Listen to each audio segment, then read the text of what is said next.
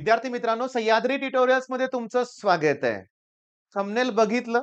बघितलं थोडासा शॉक बसला असेल. हे कसं शक्य आहे, की कमी पर्सेंटाइल असून टॉप कॉलेज? मग तुम्ही डोनेशन भरलं का तुम्हाला कोणाचा कॉल आला होता? किती लाख भरले? सी मिळालं? या गोष्टीबद्दल मला डिस्कशन करायचंच नाहीये. हा व्हिडिओ कुणासाठी आहे नीट बघा. 2026 च्या बॅचच्या मुलांसाठी आहे. जे नेक्स्ट इयर सीईटी देणार आहेत ना, त्या मुलांसाठी आहे. मला तुम्हाला सांगायचं आहे एकच गोष्ट. बरं, तुम्ही ऑलरेडी सीईटी दिली असेल बाळांनो, तर थोडंसं एक क्लिक बेट वाटेल तुम्हाला. मी तुमची माफी मागतोय. पण मला ना मुलांना ही रिॲलिटी सांगायची आहे. तर पाहिजे टॉपचंच कॉलेज. पाहिजे सीएस, आयटी, ईएनटीसी, ईएनटीसी थोडंसं मागे ठेवूया. AI, data science, machine learning याच ब्रांचेस तुम्हाला पाहिजेत. पण पर्सेंटाइल आहे का? नाहीये. असं या वर्षीच्या मुलांच्या बाबतीत झालंय. मग तुम्हाला मी सावध कुठं करतोय, की असं काहीही होणार नाहीये. आणि हे जे पैसे भरून जे काही प्रकरणं झालीत की नाही बाळांनो, ही पहिल्या वर्षी कॉलेज सोडणार मी तुम्हाला सांगतो. सी-ओ-ई-पीमध्ये, सी-एसमध्ये अशी काही मुलं होती गेल्या वर्षी. मी तुम्हाला सांगतो. आता आपले काही टॉपचे स्टुडंट आहेत. ते सांगतात ना, की काही मुलांचा जो सी-जी-पी-ए असतो ना, 1च्या पण खाली आहे. पॉइंटर. कोण आहेत ते कळतंय तुम्हाला लक्षात घ्या. नाही टिकत ते पुढं. काही होणार नाहीये. हो पैसे भरून शिकलेल्यांना काय प्लेसमेंट मिळणार आहे व्हय? मिळाले तरी काम करण्यासाठी पण पैसे भरून माणूस ठेवणार का ते? पालकांचं चुकतंय इथं लक्षात घ्या. पण मला सांगायचंय तुम्हाला, मला एकच गोष्ट सांगायची आहे तुम्हाला. काय? की अभ्यास करा. अजूनही वेळ आहे. काय प्रॉब्लेम तुमचा होतोय माहिती आहे का? की सर मी 11th स्टँडर्डमध्ये 0 स्टडी केलेला आहे. बरं बाळा ठीक आहे. तू 0 स्टडी केलाय. मग आता तरी सुरुवात कर. नाही सर, मी रोटेशनल डायनामिक्स घ्यायला सुरुवात करायच्या अगोदरच माझ्या मनात विचार येतायत, की आपलं बेसिक क्लिअर नाहीये. आपल्याला बेसिक फॉर्म्युले येत नाहीयेत. मग आपल्याला जमेल का? अरे रोटेशनल डायनामिक्समध्ये सेंट्रिपिटल फोर्स ही महत्वाची कन्सेप्ट आहे. 10वी झाली रे तुला. बरं नाही जाऊ दे. मी एका मुलाशी बोलल्यानंतरच हा व्हिडिओ बनवायला लागलोय. एकच म्हणणं रडगाणं, की 11th वेस्टेड आहे. 11th मध्ये मी काहीच केलं नाही. मग आता होईल कसं माझं? रडायचं बंद करा आणि अभ्यासाला सुरुवात करा. हो. पालकांना त्रास देऊ नका. घरातलं वातावरण डिस्टर्ब झालेलं आहे लक्षात घ्या. तुमच्यामुळे पालक तणावात आहेत.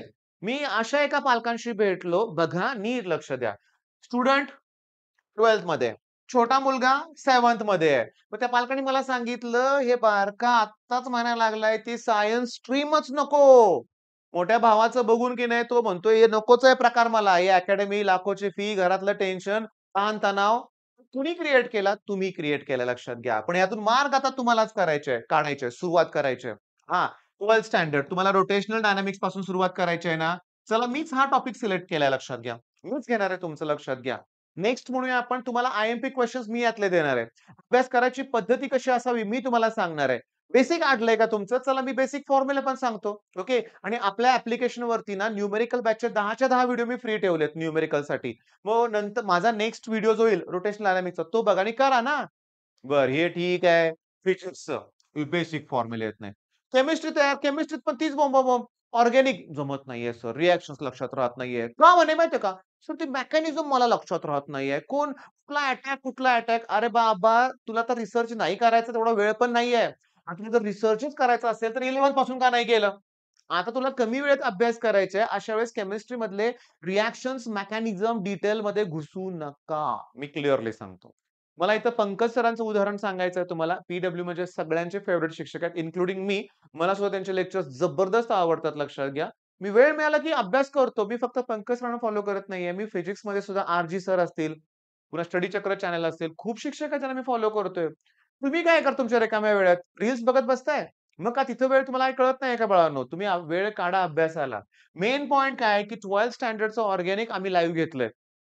एकूण एक प्रश्न सुटतायत आणि आमचं काय चाललंय मी तुम्हाला सांगतो. हॅलोजन डेरिव्हेटिव्ह पासून आता अमाईन टॉपिक आमचा स्टार्ट होतोय फिजिक्स न्यूमेरिकल बॅचमध्ये. इतक्या बेसिक पासून घेतलंय ना आणि जेव्हा हे चारही टॉपिक कंप्लीट होणार, त्याच्यानंतर मी तुम्हाला सांगतो 11चा हायड्रोकार्बनची पुन्हा एक रिव्हिजन घेणार आहे मी. झालाय तो अगोदर. पुन्हा रिव्हिजन घेणार आहे मी आणि मग ऑर्गॅनिकच्या सतत टेस्ट. लास्ट एक जी टेस्ट झाली ना ऑर्गॅनिकमध्ये 30 प्रश्न होते. मी 20 मिनिटं वेळ दिला होता.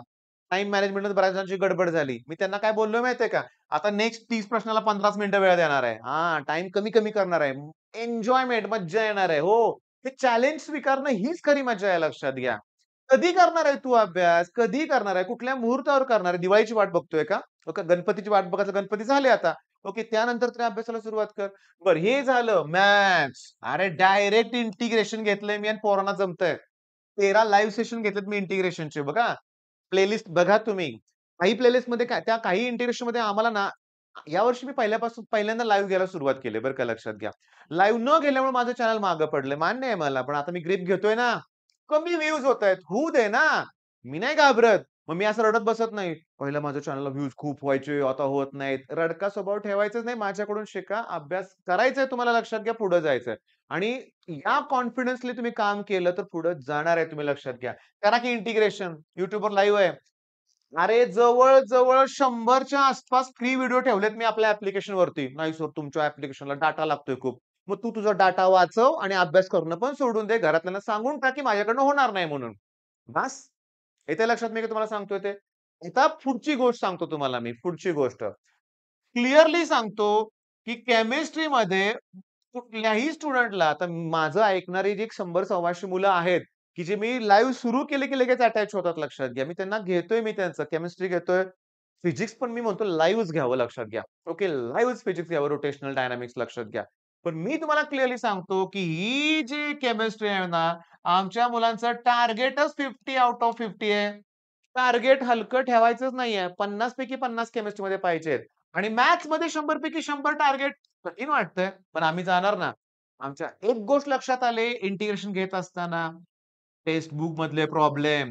तुमचे मॅथ्समध्ये 50 प्रश्न आहेत, त्यातले 30 प्रश्न ॲज इट इज.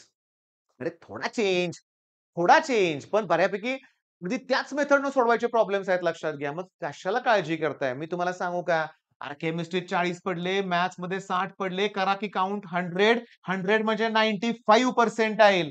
पेजेस भरलाच नाही अजून. आणि माझं टॉपरचं एक वाक्य आहे का, माझ्या क्लासमध्ये एका मुलाला केमिस्ट्री नाही, फिजिक्समध्ये 50 पैकी 50 होते.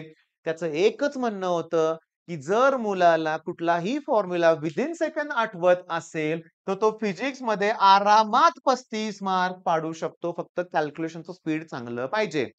गंमत सांगू का? फिजिक्समध्ये 50 पैकी 15 क्वेशन्स आहेत ना, फॉर्म्युले फक्त ट्विस्ट करायचे असतात. हा फॉर्म्युला, तो फॉर्म्युला मिळून नवीन फॉर्म्युला तयार करायचा असतो. 10 ते 15 प्रश्न असतात. मग मला सांगा, हे 35 जर मार्क काउंट केले, तर 135 म्हणजे 99 क्रॉस करणार आपण करणारच लक्षात घ्या. आपण टार्गेट 100% यायचंय. मग तिथे कमी पडतोय आपण, इथं कमी पडतोय. मग मॅथ्समध्ये 80 प्लसचं टार्गेट पाहिजे. मग 99.9 ओके. मग पहिल्या राउंडला पहिल्या ऑप्शन फॉर्ममध्ये भरताना पहिल्या नंबरचं कॉलेज मला मिळालं पाहिजे. हे माझं एम पाहिजे. हे माझं टार्गेट पाहिजे लक्षात घ्या. आणि अजूनही वेळ गेलेली नाही. तुमचं जे मित्रमन आहे ना, जे तुम्हाला डिमोटिव्हेट करतंय, "अरे, तुझं अजून झालंच नाही. तू 11वीत काही केलंच नाही. तुझं होऊ शकत नाही." त्याला शांत करा. आई-वडिलांचाच पहिल्यांदा आशीर्वाद घ्या. ओके. मी तुम्हाला सांगतो, मी दर शनिवारी मंदिरात जातो. शनिवारी कुठल्या मंदिरात जातो तुम्हाला माहिती आहे. मी दर गुरुवारी मंदिरात जातो. मी जातो, डोकं टेकवून येतो, शांत होतो मी. पण मी तिथे जाऊन असं म्हणत नाही, की "देवा बाबा माझं चॅनल चांगलं चालू दे, मला कृपा कर, दया कर." नाही. माझ्याकडून चांगलं काहीतरी घडू दे अशी प्रार्थना करायची देवाजवळ किंवा जे मी करतोय त्यात मला यश मिळणारच आहे. फक्त पाठिंबा पाहिजे बास. मला कुठेही डिमोटिव्हेट करू नकोस. म्हणजे समजून घ्या मी तुम्हाला सांगतो, की जादू टोण्यासारखं काही होणार नाहीये. श्रद्धा हवी आहे. मी तुम्हाला क्लिअरली सांगतो. तुम्हाला फक्त अभ्यास करायचा आहे आणि मी आहे ना तुमच्याबरोबर शेवटपर्यंत आहे आणि आता कितीतरी मुलांबरोबर मी लाईव्ह जोडलेलो आहे बरं का. म्हणजे ते मेसेज येतायत त्यांचे, त्यांचे प्रश्न येतायत, त्यांच्या प्रश्नांची उत्तरं देतोय मी. पण आणखीन एक सांगतो, आमच्या लाईव्हमध्ये प्लस पॉइंट काय सांगू का? जस्ट एक तुमचा मिनिट वेळ घेतो. एकाही फालतू मुलाला ठेवत नाही मी. चुकीचं कॉमेंट केले की इमिजिएटली मी रिमूव्ह करून टाकतो. नकोच आहेत मला मुलं असले लक्षात घ्या. मग कमी असू देत. म्हणजे आहेत ते बेस्ट आहेत लक्षात घ्या. मग तुमच्यासारख्या बेस्ट मुलांची मी पण वाट बघतोय. लाईव्ह सेशन फिजिक्सचं पण घ्यायचंय. सध्या इंटिग्रेशन थोडंसं राहिलंय ते कंप्लीट करायचंय. 2 व्हिडिओ त्याला लागतील मला किंवा एका व्हिडिओत होऊन जाईल. पुन्हा इंटिग्रेशनचे मला बोर्डचे पी-वाय-क्यूज घ्यायचे आहेत. ओके. मग का वाट बघताय? चॅनलला आपल्या सबस्क्राईब करा. तुमच्या मित्रांबरोबर चॅनल शेअर करा. व्हिडिओ आवडला असेल तर लाईक नक्की करा आणि ऐका माझं. मी अशीही मुलं बघितलेत. मला एका पालकांचं आठवतंय बरं का. ओके. त्यांच्या घरात ना त्यांनी मला म्हणले, "सर वॉशरूम बघा." आता मी म्हटलं, "काय भानगड आहे लक्षात घ्या." "वॉशरूम?" म्हणजे म्हणलं, "ठीक आहे बघा." गेलो मी, आलो मी. म्हटलं, "सर काय तुम्हाला दिसलं?" म्हटलं, "आता काय दिसलं म्हणायचं ठीक आहे." तर मला दिसलेलं तुम्हाला सांगतो. दरवाजावर नुसते फॉर्म्युले चिकटवले होते. असला प्रकार नका करत बसू. भिंतीवर इकडं-तिकडं फॉर्म्युला शीट आता आहे ते करणारी मुलं आहेत. पण बाळांनो, हा दिखावा नकोच आहे लक्षात घ्या. तुमच्या वहीत तुमच्या नोट्स बनवा बाळांनो लक्षात घ्या. जिथं जे करायचे ते काम करा लक्षात घ्या. जिथं अभ्यास करायचा अभ्यास करा लक्षात घ्या. मुद्दा महत्त्वाचा कळाला का? पॅनिक मोडमध्ये जाऊ नका आणि आता पालकांसाठी एक सेपरेट व्हिडिओ बनवायची वेळ आलेली आहे. हां, पालकांसाठी एक व्हिडिओ बनवायची वेळ आलेलीच आहे. जरा कुठल्या टेस्टमध्ये कमी मार्क पडले, की पोरांपेक्षा ह्यांनाच भीती वाटते. अरे जाऊ शकतो ना एखादा पेपर अवघड. पडू देत कमी मार्क मुलाला.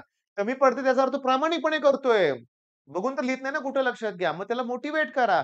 काय सरांना भेटा, काय चुकलंय बघ, ते पॉइंट क्लिअर कर, पुन्हा सोडवून काढ. येतायत का तुला प्रश्न? जरा प्रेमानं बोला. जरा प्रेमानं बोला. मुलापेक्षा तुम्हालाच टेन्शन आलंय त्याच्या भवितव्याचं. मग त्याच्या भवितव्याच्या टेन्शनमध्ये मुलाला टेन्शन देऊ नका लक्षात घ्या. बनवूया त्याच्यावर सेपरेट व्हिडिओ बनवूया आपण आणि क्लिअरली सांगतो, की असं काहीही होत नाहीये किंवा असं काहीही करायचं नाहीये. त्याचा काहीही उपयोग होणार नाहीये लक्षात घ्या. हा व्हिडिओ थांबवायचा इथं आपल्याला. ओके. All the best.